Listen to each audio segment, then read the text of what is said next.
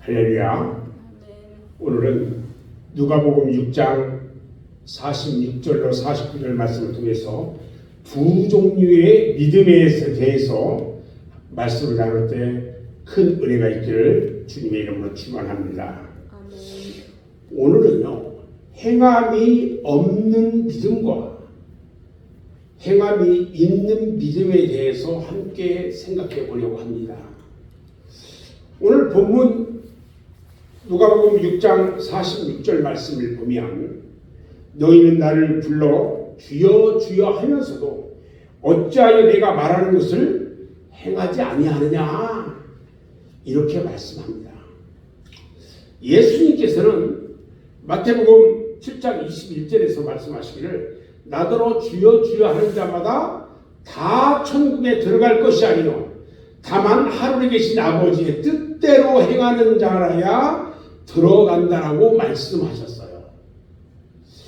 여기에서 주여 주여 하는 자, 이것은요 신앙의 모양만 갖추고 있는 믿음이 없는 자를 말하는 것이고요, 거짓 선지자 또는 열매를 맺지 못하는 신자들을 말하고 있는 겁니다. 우리가 예수를 믿는 목적이 무엇입니까? 우리는 주님이 계신 천국에 들어가기 위해서 이 세상에 살면서 열심히 믿음으로 신앙생활을 하는 것입니다. 그러나 만약에 교회는 열심히 다니는데 마음속에 주님을 나의 마음 가운데 영접하지 아니하고 교회만 열심히 다닌다면 그 사람은 어떻게 될까요? 그 사람은 주님이 계신 천국에 들어갈 수가 없는 것입니다. 천국에 들어가기 위해서는 아버지의 뜻대로 순종해야 하는 것입니다. 아멘. 마태복음 7장 22절 말씀을 보면 그 날이라고 말하고 있어요. 그 날은 무슨 날이냐? 심판의 날입니다. 그 날은 예수님의 재림하시는 날이며 마지막 심판의 날인 것입니다. 심판의 날에는 주의 말씀대로 행한 자에게는 상을 주시는데 행하지 않는 자에게는 심판을 하시는 겁니다. 자, 그러면 행함이 없는 믿음, 어떤 믿음일까요? 오늘 본문 46절에서 보면 듣고 행치 아니하는 자는 주추 없이 흙 위에 지은 사람과 같으니 탕류가 부딪힘에 집이 곧 무너져 파괴됨이 심하다, 이렇게 말합니다. 마태복음 7장 26절 27절 말씀을 보면 나의 이 말을 듣고 행하지 아니하는 자는 그 집을 모래 위에 지은 어리석은 사람 같으니 비가 내리고 장수가 나고 바람이 불어 그 집에 부딪힘에 무너져 그 집 무너짐이 심하다, 이렇게 말씀하고 있어요. 집을 짓는데 모래 위에 지으면 곧 무너져 버립니다. 왜냐하면 기초가 튼튼하지 못하기 때문에 그래요. 주님은 이런 상태의 믿음을 가르쳐서 행함이 없는 믿음이라고 말씀합니다. 주님이 이렇게 경고하시는 이유는 예수님을 마음 중심에 영접하고 그렇게 믿기보다는 환경이나 인간적인 흥미에 끌려서 예수를 믿는 척하는 사람들이 많이 생길 것을 염려했기 때문입니다. 이것은 참 신자, 참 크리스찬보다 교인이 늘어나는 현대 교회의 현상에 경고하시는 하나님의 말씀인 것입니다. 행함이 없는 믿음의 소유자들은 성경책만 들고 교회에 왔다 갔다 하는 자들입니다. 무슨 일에 말만 많이 하는 자들입니다.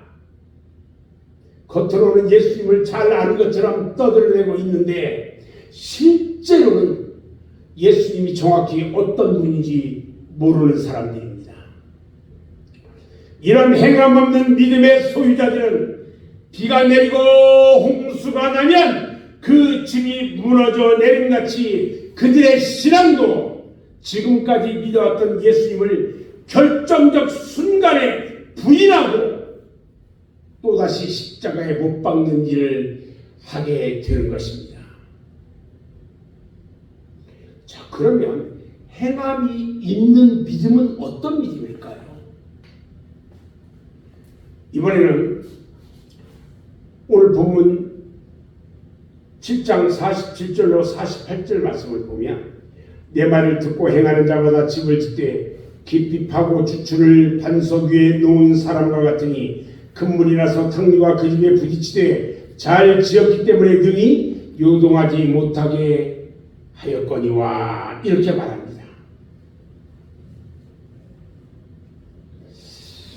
마태복음 7장 24절 25절을 보면요, 그러므로 누구든지 나의 이 말을 듣고 행하는 자는 그 집을 반석 위에 지은 지혜로운 사람 같으리니 비가 내리고 창수가 나고 바람이 불어 그 집에 부딪히되 무너지지 아니하나니 이는 주초를 반석 위에 놓은 까닭이다 이렇게 말합니다.